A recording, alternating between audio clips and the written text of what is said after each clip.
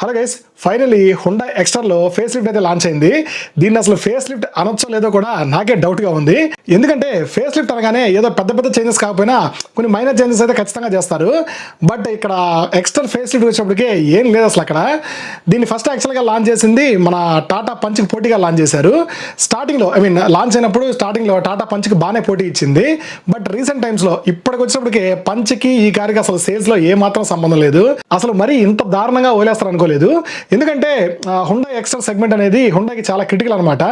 మీకు compact SUV సెగ్మెంట్లో, sub compact SUV సెగ్మెంట్లో హుండాకి ఆల్రెడీ మంచి సేల్స్ ఉంది. మీకు క్రెటా తీసుకున్నా కానీ, వెన్యూ తీసుకున్నా కానీ మంచి సేల్స్ ఇస్తున్నాయి. బట్ ఈ సెగ్మెంట్కి, మైక్రో ఎస్యూవీ సెగ్మెంట్కి వచ్చినప్పటికే వీళ్ళకి అంత సేల్స్ అయితే లేదు ఇప్పుడు ప్రస్తుతానికి. ఈ సెగ్మెంట్లో ఎక్స్టర్ని కొంచెం గట్టిగా తీసుకొస్తారు అనుకున్నాను. బట్ ఇందా చెప్పినట్టు ఏం లేదు అక్కడ. అసలు ఏమేమి కొత్త ఫీచర్లు ప్రొవైడ్ చేశారో లిస్ట్ నాకు పంపించారు వీళ్ళు. టకటగా చేస్తాను చూడండి. గట్టిగా అసలు గట్టిగా 10 చేంజెస్ కూడా లేవు నాకు తెలిసి. సో మోస్ట్లీ డిజైన్ చేంజెస్ ఉన్నాయి కానీ ఫీచర్స్ అయితే పెద్ద చేంజెస్ అయితే ఏం లేవు. కమింగ్ టు ఫ్రంట్ సైడ్ మనకి new front and rare bumpers provide చేశారంట. ఫ్రంట్ గ్రిల్ కొత్త ప్రొవైడ్ చేశారంట. టెయిల్ గేట్కి గార్నిషింగ్ అంట, సీ పిల్లర్కి గార్నిషింగ్ అంట. సో ఈ గార్నిషింగ్ ఎందుకో ఇలాగే తెలియాలి. నెక్స్ట్ 15 ఇంచ్ డైమండ్ కట్ అలా వీల్స్ ప్రొవైడ్ చేశారంటున్నారు. సో ప్రీవియస్ దానికి కూడా మనకి 15 ఇంచ్ డైమండ్ కట్ అలా వీల్సే వచ్చాయి. బట్ కొంచెం డిజైన్ చేంజ్ అయితే చేశారు, అంతకంటే ఏం లేదు. ఇంటీరియర్స్లో కొత్తగా కలర్స్ చేంజ్ చేశారు. ఏదో navy blue and grey colour scheme changes వచ్చాయంట. స్టీరింగ్ వచ్చినప్పటికీ మనకి ప్రీవియస్గా మనకి రౌండ్ స్టీరింగ్ వచ్చేది. బట్ ఇప్పుడు ఏంటంటే స్టీరింగ్ డీకట్ స్టీరింగ్ ఆఫర్ చేస్తున్నారు. అదొకటి చేంజ్ అని చెప్పుకోవచ్చు. నెక్స్ట్ పెడల్స్ ఉంటాయి కదా మనకి, క్లచ్, నెక్స్ట్ బ్రేక్, దాని తర్వాత యాక్సిలరేటర్ పెడల్స్ ఉంటాయి కదా, వాటిల్ని మెటల్ పెడల్స్ ప్రొవైడ్ చేశారంట. దాని తర్వాత ఇంకోటి హైలైట్ చేశారు, డాష్ క్యామ్ సెగ్మెంట్ ఫస్ట్ అని హైలైట్ చేశారు. యాక్చువల్గా వీళ్ళు ఇంతకుముందు దీని ప్రీవియస్ వర్షన్లో కూడా మనకి డాష్ కెమెరా ఉండేది. బట్ దీని ఎందుకు హైలైట్ చేస్తాం నాకైతే అర్థం కావట్లేదు. Next last one, new semi fabric seat upholstery in colours and textures అంట. మరి ఇదేందో నాకు తెలియదు, నాకు అర్థం కూడా కావట్లేదు. అర్థమయ్యేటి పెడితే ఏమన్నా ఉంటుంది కానీ ఓకే. సో ఇవన్నీ పక్కన పెట్టేద్దాం. సో ఇప్పుడు మీకు చెప్పుకుంటే ఈ ఫీచర్స్ కంటే కూడా వీళ్ళు ఇవ్వాల్సిన క్లారిఫికేషన్స్ చాలా ఉన్నాయి.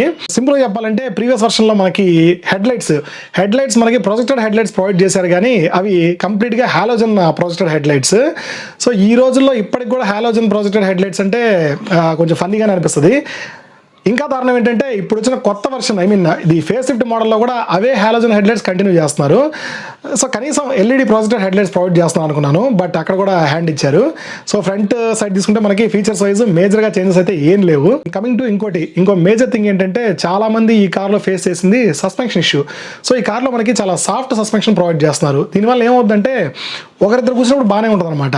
బట్ ఫుల్ ప్యాక్ అయినప్పుడు ఒక 4 కానీ 5 కానీ కూర్చున్నప్పుడు సస్పెన్షన్ అనేది కిందకి దిగిపోతుంది. ఎస్పెషల్లీ బ్యాక్ సైడ్ సస్పెన్షన్ కంప్లీట్గా కిందకి దిగిపోతుంది అనమాట.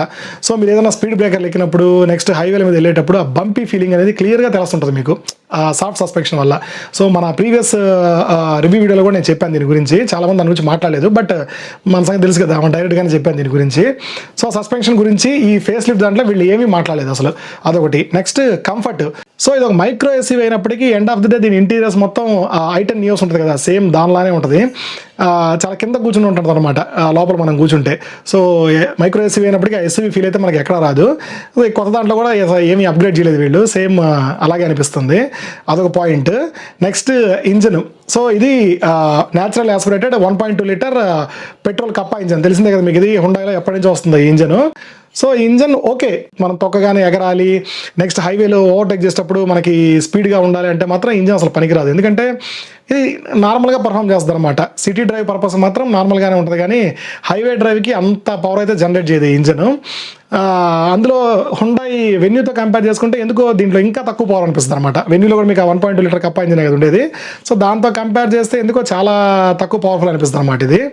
సో అది కూడా ఒకటి చూసుకోవాలి వీళ్ళు. ఇంజన్లో కూడా ఎటువంటి చేంజెస్ అయితే ఏం లేవు. సో ఈ 4 విషయాల్లో పాతదానికి అండ్ ఈ కొత్త ఫేస్ లిఫ్ట్కి ఎటువంటి చేంజెస్ అయితే ఏం లేవు. అండ్ ఈ పెట్రోల్ ఇంజన్తో పాటు మనకి దీంట్లో సిఎన్జీ ఆప్షన్ కూడా ప్రొవైడ్ చేస్తున్నారు. చెప్పాలంటే మనకి పెట్రోల్ కంటే కూడా సిఎన్జీ ఎక్కువగా సేల్ అవుతుంది ఈ పర్టికులర్లీ ఎక్స్టర్లో. ఎందుకంటే మైలేజ్ పర్పస్ వైజ్ దీన్ని ఎక్కువ మంది కన్సిడర్ చేస్తున్నారు. మీకు అరౌండ్ హైవే మీద 25+ మైలేజ్ వస్తుంది, సిటీలో అరౌండ్ 15 కూడా కాదు 17 to 20 మధ్యలో మైలేజ్ వస్తుంది చాలా మంది క్లెయిమ్ చేశారు. సో అదొక మంచి విషయం చెప్పుకోవాలి. సో అంతే గైస్. సో దీన్ని పంచుకు పోటీగా లాంచ్ చేయడం అంటే మళ్ళీ కష్టమే, ఎందుకంటే పంచు కొత్త ఫేస్ లిఫ్ట్ మీరు చూసుంటారుగా, చాలా అగ్రెసివ్గా ఉంది డిజైన్ అది. ప్లస్ సేల్స్ వైజ్ కూడా చాలా బాగుంటుంది. మీకు టాటాలో నెక్సాన్ తర్వాత ఎక్కువ సేల్ అయ్యే కార్ పంచే కదా. సో పంచ్తో కంపేర్ చేస్తే నాకు తెలిసి ఎటువంటి పోటీ అయితే ఇవ్వదు. పంచ్కి అండ్ ఈ కార్కి ఇంకా మేజర్ డిఫరెన్స్ ఏమున్నాయి అనేది నెక్స్ట్ వీడియోలో క్లియర్గా చెప్తాను. సో ఇది వచ్చేసి ఓన్లీ ఈ ఫేస్ లిఫ్ట్లో ఏం ప్రొవైడ్ చేశాను చెప్పడానికి ఈ వీడియో క్రియేట్ చేశాను. సో ఓవరాల్గా చూస్తే మీకు అయితే పెద్ద చేంజెస్ అయితే ఏం లేవు గైస్, అన్ని చిన్న చిన్న డిజైన్ చేంజెస్ ఇవి తప్పితే పెద్దగా మనకి మేజర్ చేంజెస్ అయితే ఏం లేవు. అండ్ ఆ బ్యాక్ సైడ్ కూడా చేంజ్ చేయాల్సింది. బ్యాక్ సైడ్ డిజైన్ అయితే నాకు ప్రీవియస్గా కూడా పెద్దగా నచ్చలేదు. బ్యాక్ సైడ్ డిజైన్ కొంచెం చేంజ్ చేస్తుంటే బాగుండేది, బట్ దాన్ని వీళ్ళు టచ్ కూడా చేయలేదు. So thanks for watching guys. ఈ కార్ గురించి మీకు ఇంకా డౌట్స్ ఉంటాయి కమెంట్ సెక్షన్లో తప్పకుండా కమెంట్ చేయండి. అండ్ ఇంకా ఇలాంటి జెన్యూన్ ఒపీనియన్స్ కోసం మన ఛానల్ని తప్పకుండా సబ్స్క్రైబ్ చేసుకోండి.